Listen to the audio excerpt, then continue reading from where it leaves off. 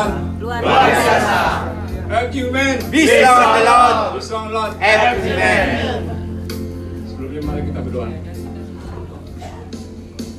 Bapa di surga, kali langit dan bumi, terpujilah namamu Yesus. Terima kasih pada sore menjelang malam ini kami boleh berkumpul untuk memuji dan meninggikan namamu Bapa. Kami percaya Kau hadir di tengah-tengah kami. Amin. Bapa, Kau akan menutup bungkus ruangan ini dengan kuasa dalam-Mu. Segala roh jahat, penghulu-penghulu di udara kami usir dalam nama Tuhan Yesus. Yang ada adalah Roh Kudus-Mu yang berbicara pada malam hari ini. Terima kasih Bapa. Kami percaya firman yang kabul pada hari ini akan jatuh di tanah yang subur, berakar, bertumbuh, menghasilkan buah, dan buah itu bisa dinikmati oleh semua orang. Terima kasih. Berfirmanlah, kami siap mendengar. Haleluya. Saya percaya, katakan amin. Silakan duduk. Luar biasa pada malam hari ini. Bulan lalu saya ditelepon sama Pak Presiden. Presiden jauh Lusponi anak Tuhan. Bro, jadi speaker ya di ministry. Saya pikir gimana nih? Kalau saya tolak, saya menolak berkat nih. Siap. Oh, siap ya bro, siap. Oh, mantap. Jadi puji Tuhan ya. Perkenalkan, nama saya Andri. Halo Andri. Saya adalah seorang profesional pedagang Tanah Abang dan saya bukan pendeta. Saya hanya belajar, semua belajar. Kalau kita nggak belajar, kita nggak naik level ya. Kita begitu aja. Kita pengen belajar. Jadi kalau kita belajar pasti naik level. Amin. Pada malam hari ini saya akan sharing tentang melayani adalah kehormatan. Amin. Melayani adalah kehormatan. Tuhan Yesus telah datang ke dunia ini untuk melayani kita. Dia Tuhan segala Tuhan, Raja segala Raja. Kenapa dia mau datang untuk melayani? Kisah dalam Tuhan Yesus yang sangat fenomenal yaitu ketika dia membasuh kaki murid-muridnya. Kenapa kaki yang dibasuh? Kenapa? Kenapa enggak kepala atau tangan yang dibasuh Tuhan Yesus? Kakinya kotor tadi Pak. Karena kaki itu melambangkan kasut kerelaan. Yes, amin. Kita mau berjalan, kita mau melayani, itu melalui kaki ya. Yes, amin. Nggak mungkin melalui tangan, Yes. kaki. Jadi Tuhan Yesus itu pengajarannya sangat luar biasa. Karena kita belajar dari Tuhan Yesus, yaitu kerendahan hatinya.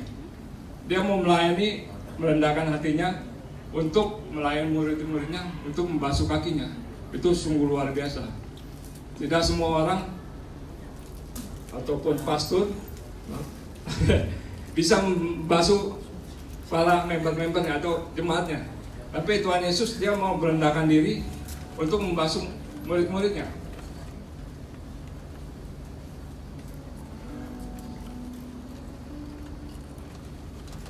Jadi bapak-bapak, ibu-ibu, dalam membasuh kaki nanti baca di rumah di Yohanes 13 ayat 1 sampai 17 ya. Yesus yang kita pelajari adalah kerendahan hati, menanggalkan ego dan memandikan kedagingan kita.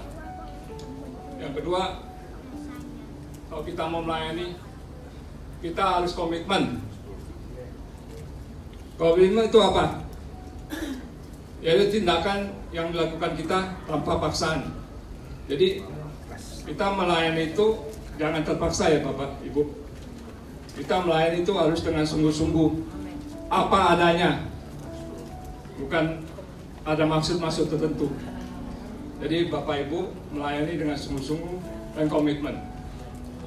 Terusnya, dan juga passion yang tinggi. Passion yang tinggi, passion itu apa?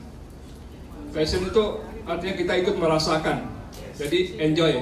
Ketika kita melayani, enjoy aja. kita merasakan jatuh cinta sama Tuhan. Amin. Luar biasa. Tuhan itu baik, sangat baik dan amat baik. Amin. Saya menyaksikan ya kebaikan Tuhan ya. Ketika saya pelayanan di luar negeri, yaitu di Hamamatsu Jepang ya. Ketika waktu itu saya dapat tugas jadi singer. Jadi itu Tuhan itu tahu apa isi hati saya, tahu Dia. Saya melayani dengan sungguh, biarpun badai berlalu, angin badai, saya tetap pergi untuk latihan singer. Padahal suara saya nggak bagus, tapi saya mau melayani.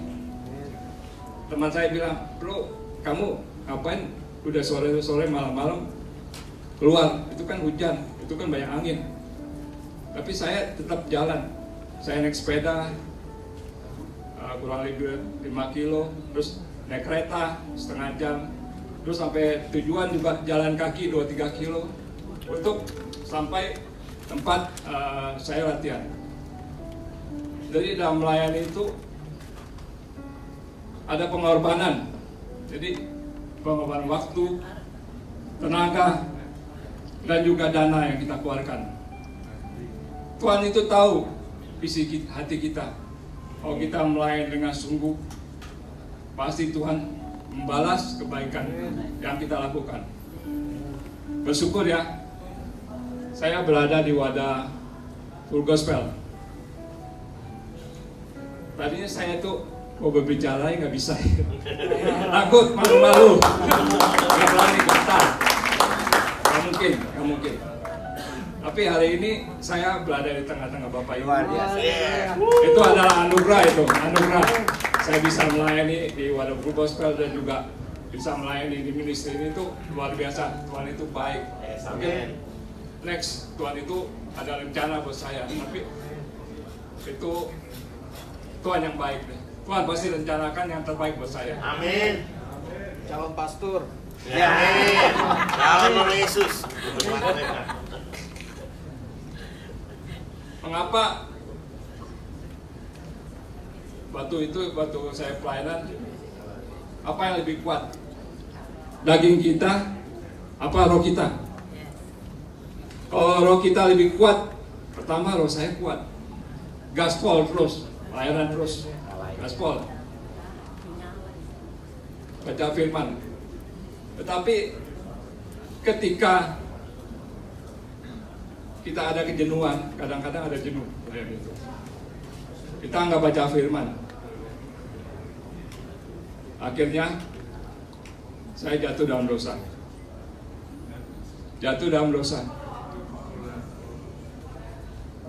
Akhirnya saya harus ditimpa besi tangan saya. Karena melayani itu yang saya perbuat, Tuhan itu tahu. Dia tahu, Maha tahu. Jadi apa yang saya perbuat dia tahu. Akhirnya Tuhan tegur saya, tangan saya ketimpa besi. Puji Tuhan, teman-teman saya ada yang tangannya putus, habis. Setengah tangan, ada yang jarinya putus. Karena kalau bekerja di luar negeri itu seorang itu gajinya kecil dan juga mau cepat, jadi nggak pakai sensor. Jadi banyak kecelakaan terjadi. Jadi pemeliharaan Tuhan itu luar biasa. Pemeliharaan Tuhan itu sangat baik, amat baik pada saya. Jadi ketika saya mau pulang, berencana pulang ke Indonesia, enak aja bro kamu pulang, ya Tuhan. Akhirnya saya di penjara. Ditangkap imigrasi, saya di penjara kurang lebih 3 bulan. Jadi Bapak Ibu, jangan sesat. Tuhan itu tidak ingin dipermainkan. Yes, amin. Apa yang ditabur orang, itu juga akan dituainya. Amin. Ini firman Tuhan benar. Yes. Apa yang saya lakukan, saya menuainya. Kalau kita menabur roh, kita akan menabur roh, akan menuai roh, hidup yang kekal. Kalau kita menabur daging, kedagingan kita, hawa nafsu, kemarahan, ujung-ujungnya pasti maut. Itu udah banyak terjadi. Jadi Bapak Ibu, kalau masih ada kesempatan, ada waktu, layanilah Tuhan, cari Tuhan. Yes, amin. Kenapa kita mau melakukan melayani Tuhan? Kenapa? Ada 3. Malam hari ini saya ada 3 aja, karena banyak pastor di sini. Masa banyak-banyak 3. Kayak saya luar biasa nih, seorang senior. Mengapa kita harus melayani? Pertama, untuk membalas kasih Tuhan. Yes, amin. Membalas kasih Tuhan. Tadi kesaksian Bro Joni juga luar biasa. Dia untuk bagaimana membalas kasih Tuhan, yaitu dengan melayani dengan sungguh, dengan komitmen, dengan tulus. Jadi kalau kita melayani dengan tulus, itu luar biasa. Tuhan itu perhatikan. Kisah nyata, saya belajar sharing ini dari Alkitab, juga dari Mbak Google ya. Jadi apa? Saya suka baca-baca tentang renungan harian. Kisah nyata, ada seorang bernama Xiong Suriwa dari negeri Tiongkok. Dia seorang produsen besi yang sangat kaya, berhasil dalam usahanya. Kisah ini sangat menarik. Kenapa? Karena dia dulu hidupnya sangat susah, hidupnya sangat miskin di kampungnya. Jadi banyak orang-orang desanya, tetangganya itu membantu dia untuk menafkahi keluarganya, membantu untuk ke sekolah, untuk biaya hidupnya. Jadi ketika orang ini berhasil, dia ingat akan jasa-jasa akan tetangganya. Jadi ketika dia berhasil, dia mengunjungi kampung halamannya. Dia luar biasa, mau menolong mereka, mendirikan rumah-rumah, mendirikan jalan infrastruktur, dan juga memberikan makan untuk penduduk di sekitarnya. Ini orang dunia aja, dia tahu membalas kasih kepada orang yang menolongnya saat itu.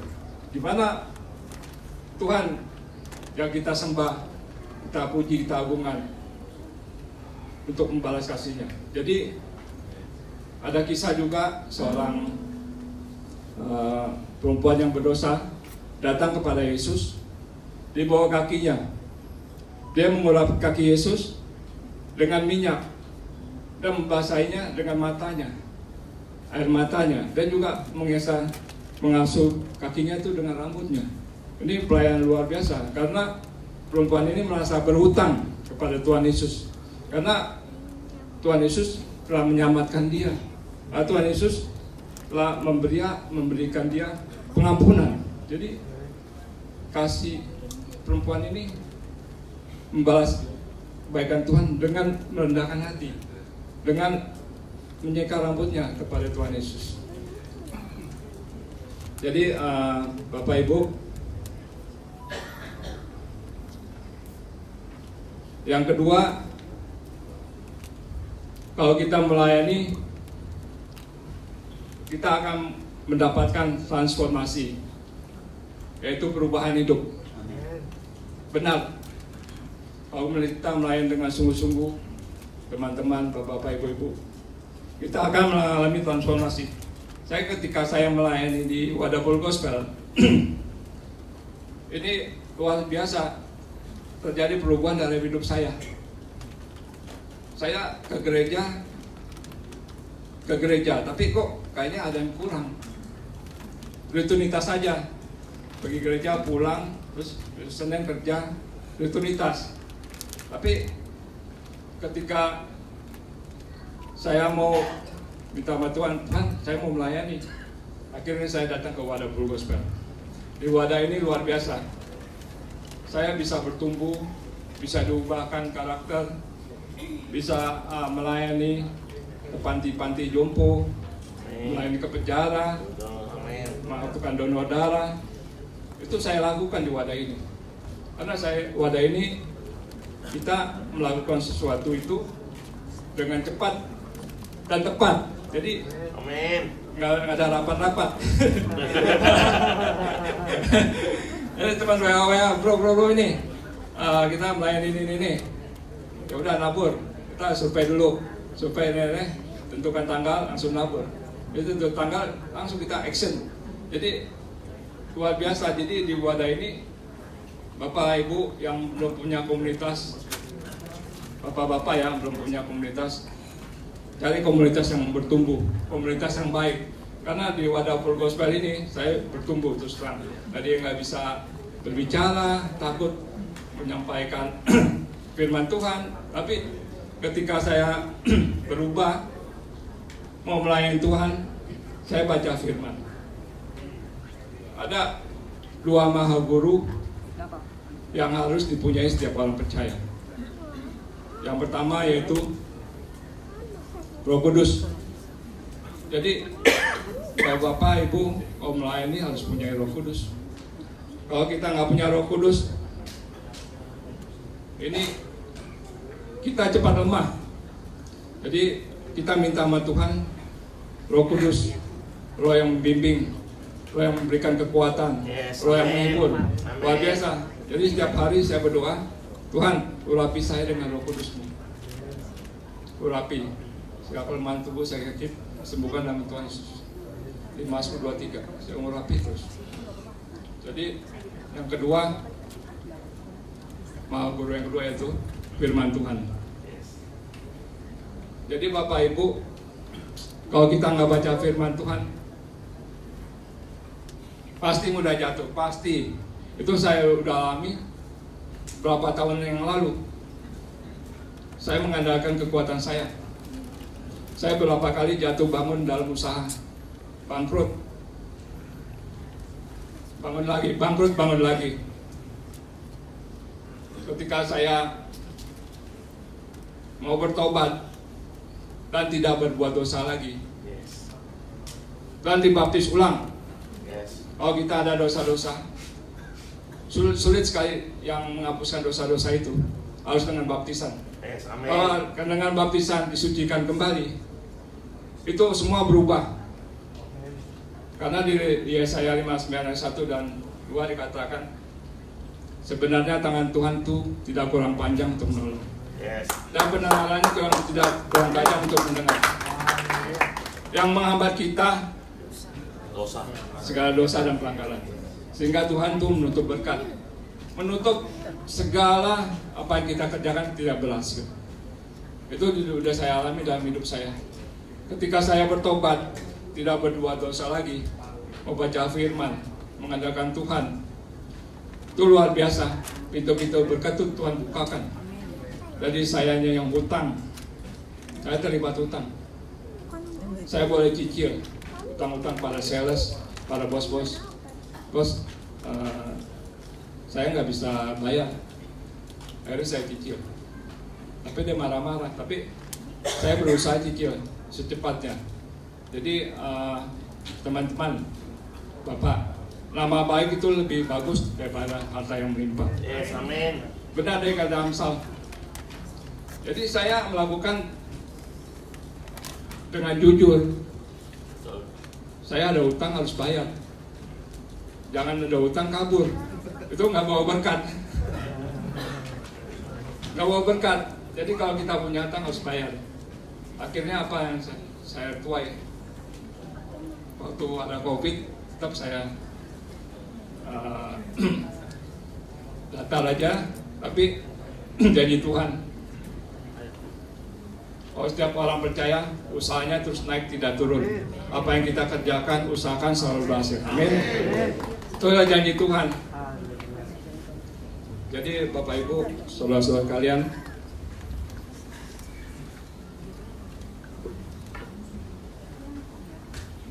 yang ketiga, melayani Tuhan mendatangkan perkenanan atau pemulihan. Luar biasa firman ini. Dari tadi belum baca ayat ya. Tadi kelewatan ayatnya saya baca ini.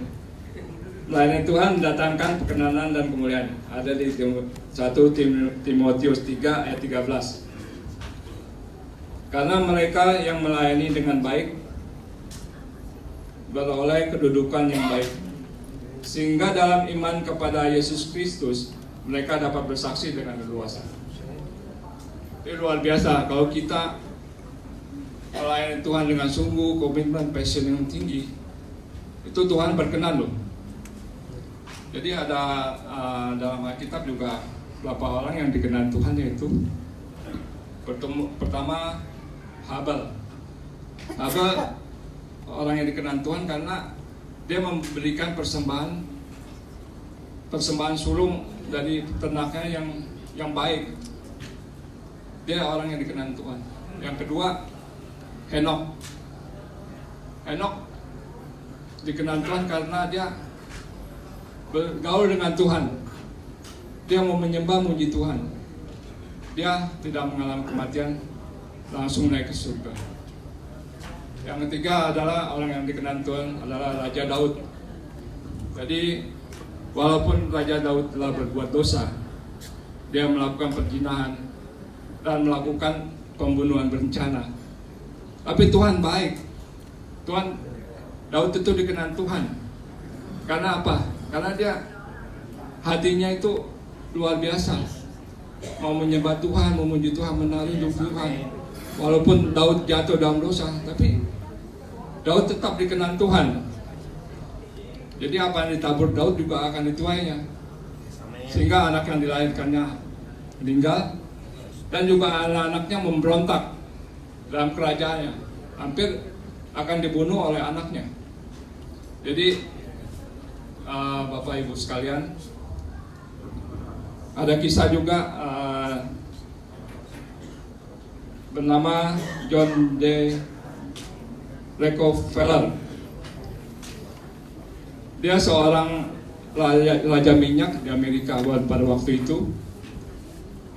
Setiap hari dia di pikirannya adalah bekerja menghasilkan uang. Dia tidak memikirkan kesehatannya. Suatu saat dia terkena penyakit kanker yang sangat mematikan pada usia 53 tahun. Akhirnya rambutnya rontok, alisnya rontok. Dia mulai berpikir, boleh kemanakan harta saya yang saya dapati? Saya mendapat harta banyak begini untuk siapa? Untuk siapa? Akhirnya dia berpikir berubah 180 derajat. Dari dia mulai mencari Tuhan. Dia mulai melakukan kegiatan-kegiatan sosial. Dia mulai membangun gereja. Jadi apa yang dia lakukan dari dahulunya yang mencari uang setiap hari, sekarang dia setiap hari memberikan uang kepada orang-orang ditemuinya, memberikan uang untuk membangun gereja, membangun infrastruktur. Jadi dari situ yang berubah total 180 derajat dari hidupnya, Tuhan berkenan pada orang ini. Jadi dari vonis dokter hanya 1 tahun, akhirnya luar biasa. Tuhan tambahkan umur, tambahan hikmat buat orang ini. Jadi dia meninggal pada usia 98 tahun. Jadi bonusnya kurang lebih 40 tahun lebih. Jadi Bapak Ibu sekalian, kalau kita melayani dengan sungguh-sungguh, komitmen, pasti ada perkenanan Tuhan. Amin.